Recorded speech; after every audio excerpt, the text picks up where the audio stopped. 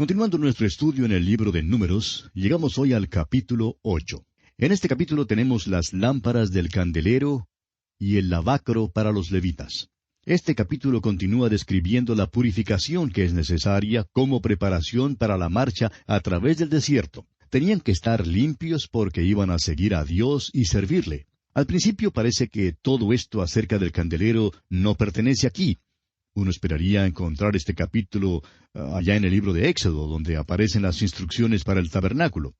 Pero, sin más, entremos en el estudio de este capítulo. Consideremos primero la luz del candelero. Leamos los primeros 4 versículos de este capítulo 8 de Números. Habló Jehová a Moisés diciendo, Habla a Aarón y dile, cuando enciendas las lámparas, las 7 lámparas alumbrarán hacia delante del candelero.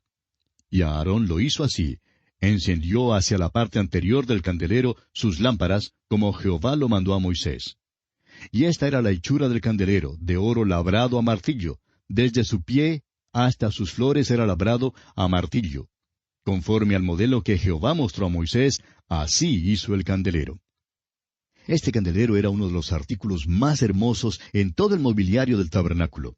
Era hecho de oro labrado a martillo, la obra de un artesano que lo había formado en forma de ramas de almendro, con una gran flor de almendro en el extremo superior de cada brazo que servía para sostener las lámparas. Creemos que la luz de estas lámparas revelaba y realzaba la belleza del candelero. Este es uno de los cuadros más perfectos de Cristo que hallamos en el tabernáculo. Las lámparas, encima, representan al Espíritu Santo, quien revela la hermosura de Cristo. El candelero habla de Cristo y Cristo apoya el ministerio del Espíritu Santo. Jesucristo envió al Espíritu Santo al mundo y es el Espíritu de Dios quien ahora toma las cosas de Cristo y nos las revela. Acabamos de estudiar el capítulo donde vimos lo que los príncipes trajeron como ofrendas a Dios, y ahora consideraremos en el resto de este capítulo la purificación de los levitas. Esto nos enseña que todo lo que hagamos debe ser hecho a la luz de la cruz. Todo debe ser hecho a la luz de la palabra de Dios. Al principio de la iglesia había 4 marcas distintivas de la iglesia visible. Las hemos llamado las impresiones digitales espirituales de la iglesia visible. Y aquí están. En Hechos capítulo 2, versículo 42 leemos, Y perseveraban en la doctrina de los apóstoles, en la comunión unos con otros, en el partimiento del pan y en las oraciones. La iglesia tiene que caminar a la luz de esto, amigo oyente. La iglesia tiene que recibir sus instrucciones de la palabra de Dios y no de algún libro de conducta eclesiástica o algo por el estilo. Ahora notemos esto. El candelero era fuente de luz. Y el Señor Jesucristo es la luz del mundo. Él se revela así en la palabra de Dios. Todo debe ser hecho a la luz de su presencia. Y amigo oyente, usted no le encontrará revelado en ningún otro lugar, sino solo en la palabra de Dios. Aquí es donde se puede aprender de Él. Comenzando ahora con el versículo 5 y extendiéndonos al fin del capítulo, tenemos esta sección que trata de la purificación de los levitas. La luz del candelero y el lavacro eran para el beneficio de los levitas. Los levitas tenían que venir al lavacro para su purificación. Ya habían venido al altar de bronce, el cual habla de la cruz de Cristo. Y esto nos habla de cómo Dios mantiene limpio a sus siervos. Los versículos 5 a 6 de este capítulo 8 de Números dicen, También Jehová habló a Moisés diciendo, Toma a los levitas de entre los hijos de Israel y haz expiación por ellos. Amigo oyente, si Dios le va a usar, tendrá que limpiarle primero. Él tiene su propio método de limpiarle. Veamos ahora cómo Dios limpió a los levitas. Veamos los versículos 7 y 8 de este capítulo 8 de Números. Así harás para expiación por ellos. Rocía sobre ellos el agua de la expiación, y haz pasar la navaja sobre todo su cuerpo, y lavarán sus vestidos, y serán purificados. Luego tomarán un novillo con su ofrenda de flor de harina amasada con aceite, y tomarás otro novillo para expiación. Los levitas tenían que ser limpiados para el servicio. Debían rociarse con el agua de la expiación. Esto se hacía en el lavacro. En segundo lugar, afeitaban todo su cuerpo. En tercer lugar, lavaban sus vestidos para hacerse limpios. En cuarto lugar, ofrecían una ofrenda por el pecado. Ahora, ¿recuerda usted lo que Dios había dicho en cuanto a Leví? Leví era hijo de Jacob, y cuando Jacob le bendijo, le dijo, como lo leemos allá en Génesis capítulo 49, versículos 5 al 7, le dijo Jacob: Simeón y Leví son hermanos. Armas de iniquidad sus armas. En su consejo no entre mi alma, ni mi espíritu se junte en su compañía. Porque en su furor mataron hombres, y en su temeridad desjarretaron toros. Maldito su furor, que fue fiero, y su ira, que fue dura. Yo los apartaré en Jacob, y los esparciré en Israel. Necesitaban, pues, ser limpiados. Lo importante para el Hijo de Dios hoy en día, amigo oyente, no es cómo camina, sino dónde camina. El apóstol Juan en su primera carta, capítulo 1, versículo 7, dice: Pero si andamos en luz, como Él está en luz, tenemos comunión unos con otros, y la sangre de Jesucristo su Hijo nos limpia de todo pecado. Es que la luz y el lavacro van juntos aquí. Cuando usted camina en la luz, ve que hay imperfecciones en su vida. Entonces va usted al lavacro para lavarse y quitar esas imperfecciones. Eso es lo que ocurre cuando confesamos nuestros pecados. Ahora fíjese usted que hay 4 pasos que se dan aquí para la purificación. Primero, rocía sobre ellos el agua de la expiación. Usted recordará que cuando Cristo lavó los pies de los discípulos, Simón Pedro no quería aceptarlo. El Señor Jesús le dijo entonces, según lo leemos allá en Juan 13:8, Si no te lavare, no tendrás parte conmigo. Eso significa que no tendría comunión con Él, que no tendría parte con Él. Juan lo explica en su epístola diciendo: Pero si andamos en luz, como Él está en luz, tenemos comunión unos con otros. Sí, pero cuando yo ando en la luz, veo manchas, veo las cosas que son malas en mi vida. ¿Qué debemos hacer entonces? Y la sangre de Jesucristo, su Hijo, nos limpia de todo pecado. Sigue limpiándonos de pecado, eso es, cuando confesamos nuestros pecados. El apóstol Juan, en su primera carta, capítulo 1, versículos 7 y 9, dice: Si confesamos nuestros pecados, Él es fiel y justo para perdonar nuestros pecados y limpiarnos de toda maldad. Esto es algo muy importante, amigo oyente. Esto es para los creyentes. Si usted quiere servir a Dios, tiene que confesar sus pecados. El lavacro es el lugar para el creyente, para el santo de Dios. El altar de bronce representa la cruz, el lugar donde llega el pecador a Dios. Bueno, el segundo paso que se da aquí para la purificación es: haz pasar la navaja sobre todo su cuerpo. Y el escritor a los Hebreos, en el capítulo 4 de su carta, versículo 12, dice: Porque la palabra de Dios es viva y eficaz y más cortante que toda espada de 2 filos, y penetra hasta partir el alma y el espíritu, las coyunturas y los tuétanos, y discierne los pensamientos y las intenciones del corazón. La palabra de Dios, amigo oyente, puede penetrar hasta lo más íntimo de su vida y encontrar allí las cosas malas que usted ni aún sabía que existían o que eran malas.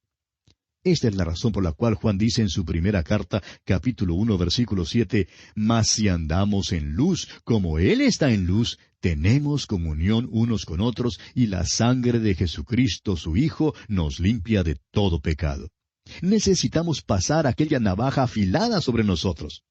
¿O es que usted cree que no hay una mancha en usted? Pues entonces, amigo oyente, saque la navaja y comience a usar la palabra de Dios. La Biblia es una luz, pero también es una navaja cortante. Ahora, el tercer paso que se da aquí para la purificación dice: y lavarán sus vestidos. Un vestido habla de los hábitos de la vida. Debemos lavar nuestros vestidos. Tenemos ciertos hábitos que debemos quitarnos de encima. Y en realidad, muchos de nuestros hábitos pueden arruinar nuestro testimonio para el Señor. Es pues necesario lavarlos. Finalmente, el cuarto paso es: tomarás otro novillo para expiación. Se necesitaba un becerro para el holocausto y para la ofrenda de alimento, y otro novillo para la ofrenda por el pecado. Estas ofrendas, como ya lo hemos visto, nos hablan de Cristo. El holocausto nos habla de quién es, y la ofrenda de alimento nos habla de su perfección impecable. La ofrenda de paz nos habla del hecho de que Jesucristo hizo la paz entre nosotros y Dios mediante la sangre vertida en la cruz. La ofrenda por el pecado nos habla de lo que Él ya ha hecho por nosotros. En otras palabras, amigo oyente, todo este proceso de limpieza y purificación, todo esto se hace a la luz de la persona y la obra de Cristo. Él hizo todo esto por nosotros. Lo hizo para que le sirviéramos. Continuemos ahora leyendo los versículos 9 al 11 de este capítulo 8 de Números. Y harás que los levitas se acerquen delante del tabernáculo de reunión, y reunirás a toda la congregación de los hijos de Israel. Y cuando hayas acercado a los levitas delante de Jehová, pondrán los hijos de Israel sus manos sobre los levitas. Y ofrecerá a Aarón los levitas delante de Jehová en ofrenda de los hijos de Israel, y servirán en el ministerio de Jehová. Ahora queremos que comprenda esto muy bien, amigo oyente. Usted puede cantar un solo, predicar un sermón, enseñar una clase de la escuela dominical, ser oficial de la iglesia, pero todo esto no le vale para nada ante Dios hasta cuando usted ande en la luz de la palabra de Dios. Necesita mirarse a la luz de la palabra de Dios. Usted sabrá así sus fallas y fracasos, y entonces debe confesar todos sus pecados a Dios, sabiendo que Él le perdonará y le limpiará. Usted, si dará buen uso a aquella navaja cortante, cortará hasta lo más profundo de su vida y quitará todo lo que ofende a Dios. Necesita cuidar de sus hábitos si quiere ser usado por Dios. Es triste que muchos hombres han dejado que un solo hábito malo arruine su testimonio. La verdad es que todo lo que somos y tenemos tiene que apoyarse en la persona y la obra de Jesucristo. Es muy necesario reconocer esto. Vemos luego que todo esto tenía que hacerse según instrucciones muy explícitas para los levitas que iban a servir al Señor. No creemos que sea necesario entrar en todos estos detalles, de modo que leeremos solamente los versículos 14 y luego el 19 de esta sección. El versículo 14 dice: Así apartarás a los levitas de entre los hijos de Israel, y serán míos los levitas. Y luego pasando al versículo 19 leemos: Y yo he dado en don los levitas a Aarón y a sus hijos de entre los hijos de Israel, para que ejerzan el ministerio de los hijos de Israel en el tabernáculo de reunión, y reconcilien a los hijos de Israel, para que no haya plaga en los hijos de Israel, al acercarse los hijos de Israel al santuario. Recuerde que ya hemos mencionado que nuestro Señor en su oración sacerdotal dijo en cuanto a los creyentes, allá en Juan 17:6, tuyos eran y me los diste. El Señor Jesucristo pagó un precio y nos redimió para Dios con su propia sangre. Ahora el Padre nos ha entregado una vez más como regalo al Señor Jesucristo. Pertenecemos a Él. Nuestro servicio para Él no se apoya pues en reglamentos ni leyes. Esta no es la manera de servir al Señor Jesús. Le servimos porque le amamos. Nos gozamos de una nueva relación con Él. Hemos sido unidos a Él. Somos parte de Él. Nos ha traído a un lugar alto y ahora queremos agradarle. ¡Cuán maravilloso es esto, amigo oyente! Avancemos ahora hasta el final del capítulo y leamos los versículos 24 al 26 del capítulo 8 de Números. Los levitas de 25 años arriba entrarán a ejercer su ministerio en el servicio del tabernáculo de reunión. Pero desde los 50 años cesarán de ejercer su ministerio y nunca más lo ejercerán. Servirán con sus hermanos en el tabernáculo de reunión para hacer la guardia, pero no servirán en el ministerio. Así harás con los levitas en cuanto a su ministerio. A los levitas solo les era permitido servir en el tabernáculo una vez que hubiesen cumplido los 25 años. En nuestro estudio del capítulo 4, nos enteramos de que los levitas no podían entrar en el servicio sacerdotal sino hasta cuando cumplieran los 30 años. Los sacerdotes servían desde los 30 años hasta los 50. Los levitas, que servían alrededor del tabernáculo, levantándolo, bajándolo o haciendo cualquier otro tipo de servicio, tenían que trabajar desde los 25 hasta los 50 años. Allá en el capítulo 1 de Números, versículo 3, vimos que cuando el censo fue tomado de todos los que podían salir a la guerra, los que fueron contados eran solo los que tenían 20 años para arriba. Ahora esto hace surgir la pregunta en cuanto a la edad de la responsabilidad. Al pasar al capítulo 14, versículo 29 de este libro de Números, leemos: En este desierto caerán vuestros cuerpos, todo el número de los que fueron contados de entre vosotros de 20 años arriba, los cuales han murmurado contra mí. Al parecer, en este caso, 20 años era la edad de responsabilidad. Pues el muchacho que tenía 19 años podía entrar en la tierra prometida, pero el muchacho que tenía 20 años y que había murmurado, tendría que morir en el desierto. Nos gustaría sugerir que la edad de responsabilidad es bastante más elevada que lo que muchos de nosotros creemos que sea. Creemos que quizá un niñito sea responsable de sus acciones, pero yo no lo creo así, amigo oyente. Es verdad que un pequeñito puede aceptar al Señor como su Salvador personal, y por cierto, son muchos los que lo han hecho. Pero la edad de responsabilidad tiene que ser más elevada que esta tierna edad de la niñez. Creemos que en realidad la edad de responsabilidad es diferente para diferentes personas. Dios ciertamente la hizo diferente para las diferentes formas de servicio. Un hombre podría ser soldado, por ejemplo, a los 20 años.